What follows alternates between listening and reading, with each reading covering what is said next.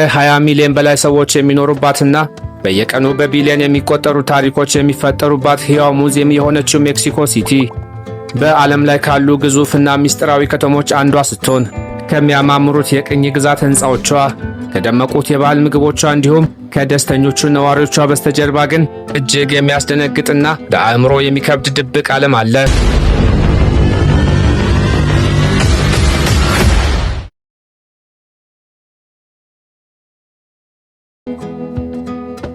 ዛሬ በዚህ ዘጋቢ ፊልም በአስጎብኚዎች የማይነገሩትን የከተማዋን ጥቁር ገጾች በጥልቀት የምንፈትሽ ሲሆን ከተማዋ ከተመሰረተችበት ደማቅ የአስቴክ ታሪክ ጀምሮ በየጎዳናዎቿ ስር ሰዶ ስላለው አስፈሪው የካርቴል ወንጀለኛ ቡድኖች፣ በካቶሊክ እምነት ጥላ ስር ስለተደበቀው የሰይጣንና የሞት አምልኮ እንዲሁም የነዋሪዎቿን ነፍስ ስለሚያቀጣጥለው እግር ኳስ እብደት እንመለከታለን።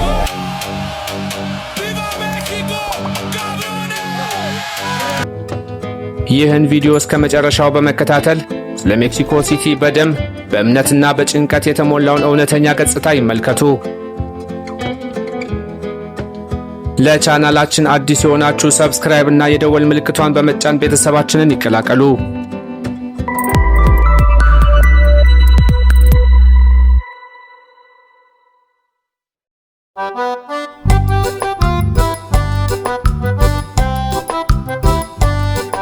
ስለ ሜክሲኮ ሲቲ ወቅታዊ ሕይወት በጥልቀት ለመረዳት ወደ ኋላ ወደ 500 ዓመታት ገደማ መመለስ ይኖርብናል። ዛሬ የምናያት ታላቅ ከተማ የተገነባችው በጥንታዊቷ የአስቴክ ስልጣኔ ዋና ከተማ ፍርስራሽ ላይ መሆኑን ታሪኩን ልዩ ያደርገዋል። አስቴኮች ከተማቸውን የቆረቆሩት በቴክስኮኮ ሐይቅ ላይ በነበሩ ደሴቶች ላይ ቢሆን በአፈ ታሪካቸው መሠረት ግን አምላካቸው እባብ የያዘ ንስር በባህር ዛፍ ላይ አርፎ በሚያዩበት ቦታ ላይ ከተማቸውን እንዲመሰርቱ በነገራቸው መሠረት ምልክቱን ተከትለው የቆረቆራ ሲሆን ይህ ምልክት ዛሬም ድረስ በሜክሲኮ ባንዲራ ላይ በክብር ሰፍሮ ይገኛል።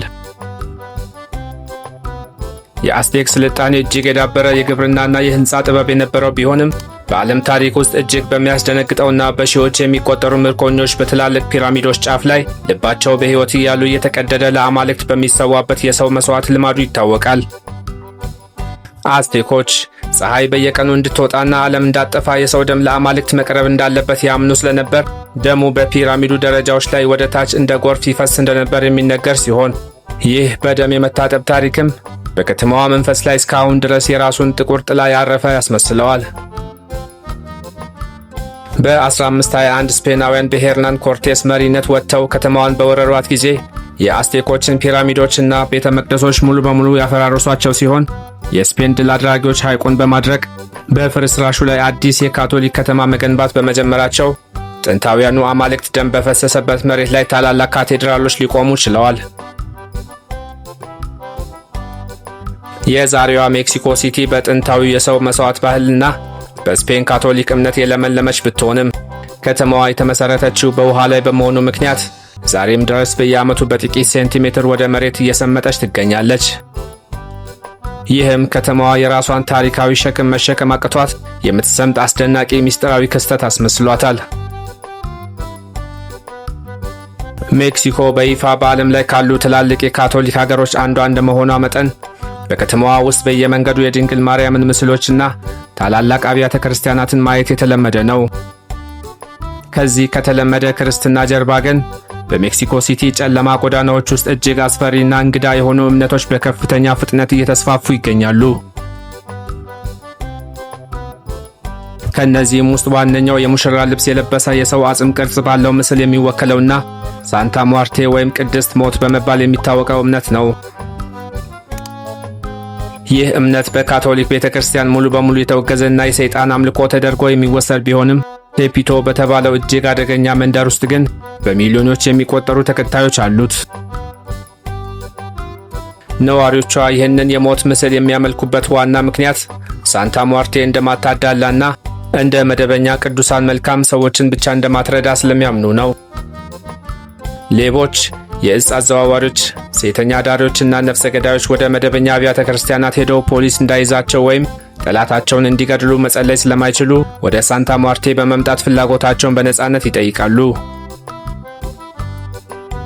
ተከታዮቿ ለምስሉ ሲጋራ፣ አልኮል፣ ገንዘብና የሻማ ብርሃን የሚያቀርቡ ሲሆን በምላሹም ጥበቃና ስኬት እንደሚያገኙ ስለሚያምኑ ይህ አምልኮ በቀጥታ ከድህነት፣ ከሞት ፍርሃትና ከከተማዋ ከፍተኛ የወንጀል ሕይወት ጋር የተያያዘ መሆኑ ግልጽ ነው። ከዚህ በተጨማሪ ፓሎ ማዮምቤና ሳንቴላ የተባሉ ከአፍሪካ የመጡና ከአገሬው ባህል ጋር የተቀላቀሉ ምስጢራዊ እምነቶች ያሉ ሲሆን በእነዚህ እምነቶች ውስጥ የእንስሳት መስዋዕት ማቅረብ እጅግ የተለመደ በመሆኑ በሜክሲኮ ሲቲ ገበያዎች ውስጥ እንደ ጥንቆላና ለጥቁር አስማት የሚያገለግሉ የደረቁ እንስሳት፣ የወፍ ላባዎች እንዲሁም የእባብ ቆዳዎች በግልጽ ይሸጣሉ። በአንዳንድ እጅግ አስፈሪ በሆኑ የጥቁር አስማት ስነ ስርዓቶች ላይ የሰው አጥንቶችን ከመቃብር በመቆፈር ለአስማት ሥራ እንደሚጠቀሙ የሚነገር ሲሆን ከተማዋ በቀን የጸሎትና የሻማ ብርሃን ሀገር ብትሆንም በሌሊት ግን በጥቁር አስማትና በሰይጣናዊ አምልኮ ስርዓቶች የምትታመስ ናት። አሁን ደግሞ ወደ ሜክሲኮ ሲቲ እጅግ አደገኛና ሰዎችን ወደሚያስደነግጠው ክፍል እንለፍ።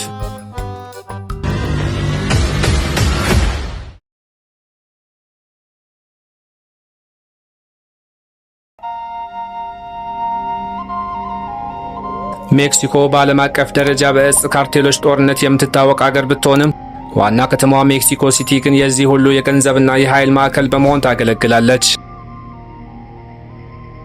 በከተማዋ ውስጥ ላዩኔን ቴፒቶ የተባለው የአካባቢው የወንጀል ቡድን እጅግ ከፍተኛ ስልጣን ያለው ሲሆን ይህ ቡድን በከተማዋ ውስጥ ያለውን የእጽ ንግድ፣ በንግድ ቤቶች ላይ የሚደረግ የገንዘብ ዘረፋና ሰዎችን አግቶ ማቆየት በበላይነት ይቆጣጠራል። በሜክሲኮ ሲቲ ውስጥ ነጋዴ መሆን ማለት በየወሩ ለእነዚህ የወንጀለኛ ቡድኖች የመከላከያ ክፍያ መክፈል ማለት ሲሆን ይህንን ክፍያ ላልከፈሉ ወገኖች ግን ሱቃቸው ከመቃጠል ጀምሮ እስከ ራሳቸውና ቤተሰባቸው መገደል የሚደርስ አስከፊ ዕጣ ፈንታ ይጠብቃቸዋል። የእነዚህ ቡድኖች ጭካኔ ወሰን የሌለው በመሆኑ ጠላቶቻቸውን ወይም መረጃ አሳልፈው የሰጡ ሰዎችን የሚቀጡበት መንገድ በፊልም ላይ የምናየውን ያህል የሚያስፈራ ሲሆን ሰዎችን አግቶ በመውሰድ አካላቸውን እየቆራረጡ በቪዲዮ በመቅረጽ ለሌሎች ማስተማሪያና ማስፈራሪያ አድርገው ይልካሉ። አንዳንድ ጊዜ ጠዋት ላይ በከተማዋ አውራ ጎዳናዎች ወይም ድልድዮች ላይ ተንጠልጥለው የሚገኙ አስከሬኖችን ማየት የተለመደ ክስተት ነው። ለዚህ ሁሉ ወንጀል መስፋፋት ዋነኛው ምክንያት ግን የፖሊስና የዳኝነት ስርዓቱ በሙስና መጨማለቁ ነው። በሜክሲኮ ሲቲ የትኛው ፖሊስ እውነተኛ ሕግ አክባሪ እንደሆነና የትኛው የካርቴል አባል እንደሆነ መለየት እጅጉን አዳጋች ነው። ፖሊሶች ዝቅተኛ ደሞዝ ስለሚከፈላቸው በጋንጎች የሚሰጣቸውን ጉቦ በቀላሉ ከመቀበል አልፈው አንዳንድ ጊዜ ራሳቸው ሰዎችን አግተው ለካርቴሎች አሳልፈው በመስጠት አብረው ይሰራሉ። በዚህ የተነሳ ነዋሪው ሕዝብ ማንን ማመን እንዳለበት ባለማወቅ በከፍተኛ ፍርሃትና ጥርጣሬ ውስጥ ነው የሚኖረው።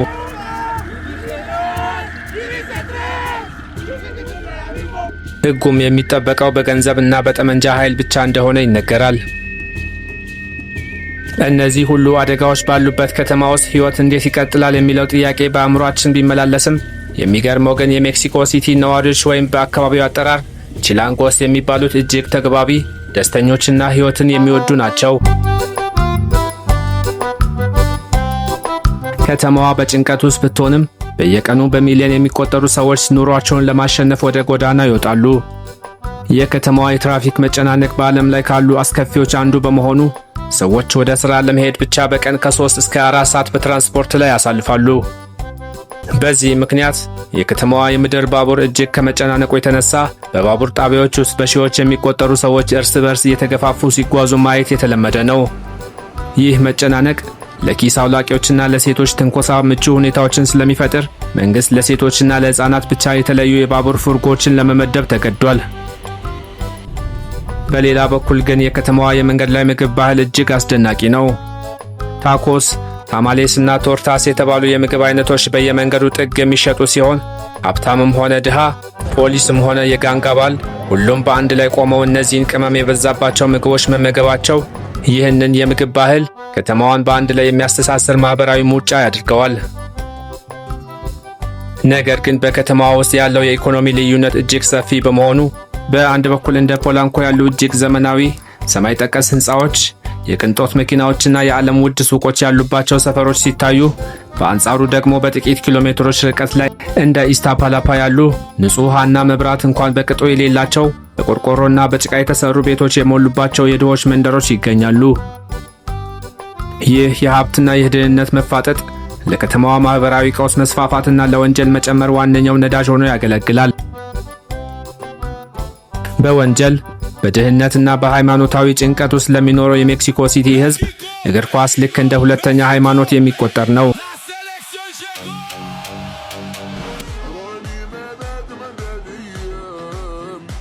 ይህ ስፖርት ማምለጫቸው ከመሆኑም በላይ ሁሉንም መጥፎ ነገሮች የሚረሱበትና ነፃነታቸውን የሚያውጁበት ብቸኛው ታላቅ መድረክ ነው።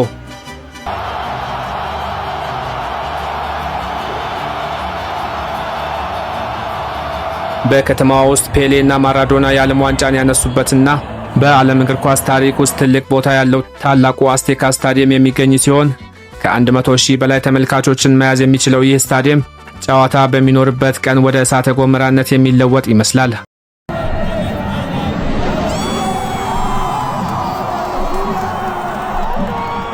በከተማ ውስጥ በዋናነት ሁለት ባላንጣ ቡድኖች ያሉ ሲሆን እነሱም ክለብ አሜሪካ እና ፑማስ በመባል ይታወቃሉ። የእነዚህ ሁለት ቡድኖች ጨዋታ ክላሲኮ ካፒታሊኖ በመባል የሚጠራ ስፖርታዊ ውድድር ብቻ ሳይሆን የማህበራዊ መደብ ጦርነት ጭምር ነው። ክለብ አሜሪካ የሀብታሞች የካፒታሊስቶችና የትላልቅ ሚዲያዎች ቡድን ተደርጎ የሚወሰድ ሲሆን በአንጻሩ ግን ፑማስ ዩኒቨርሲቲ ተማሪዎች የሰራተኛው ክፍልና የድሆች እውነተኛ ተወካይ ተደርጎ ይታያል። የጨዋታው ቀን ሲደርስ ከተማዋ ለሁለት ትከፈላለች። ባራስ ብራቫስ በመባል የሚታወቁ አክራሪ ቡድኖችን ያደራጁት ደጋፊዎች ጨዋታው ከመጀመሩ ሰዓታት በፊት ጀምሮ እየጨፈሩ ጸያፍ ቃላትን እየተሳደቡና ጭስ የሚያወጡ ቪንቴጆችን እየለኮሱ ወደ ስታዲየም በሚገቡበት ጊዜ ስታዲየሙ በጩኸት ይናወጣል። ነገር ግን ይህ ፍቅር አንዳንድ ጊዜ ወደ አስፈሪ ሁከት በመቀየር በባላንጣ ደጋፊዎች መካከል የሚፈጠሩ ግጭቶች በሰዎች ሕይወት ማለፍና በከባድ መቁሰል የሚጠናቀቁ በመሆናቸው ፖሊሶች ሁከቱን ለመቆጣጠር ፈረሰኞችንና ልዩ ኃይልን ለማሰማራት ይገደዳሉ። ለእነሱ እግር ኳስ ተራ ጨዋታ ሳይሆን የክብርና የህልውና ጉዳይ መሆኑን ያሳያል።